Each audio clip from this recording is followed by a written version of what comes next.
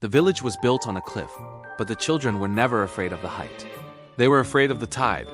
Every 10 years, the ocean didn't just rise. It retreated for miles, exposing a forest of black coral and rib-like rock.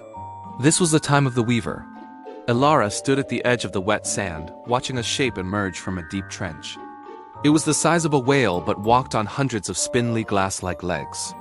It didn't have a face, only a shimmering expanse of scales that reflected the stars even in daylight.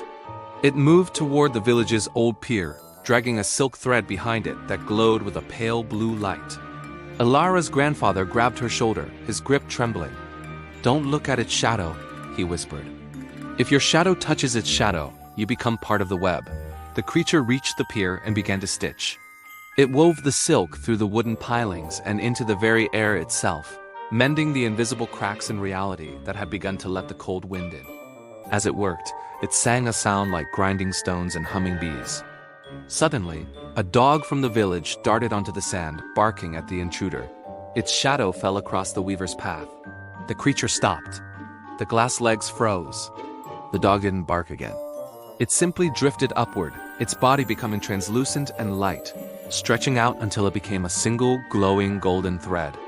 The weaver caught the thread delicately and wove it into the center of the pier, a splash of color in the blue silk. The creature turned back toward the deep trench, its work finished. The tide began to rush back in, faster than any horse could run. Elara looked at the pier.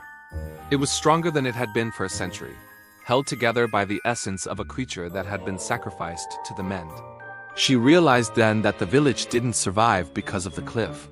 It survived because the weaver needed a needle to hold the world together.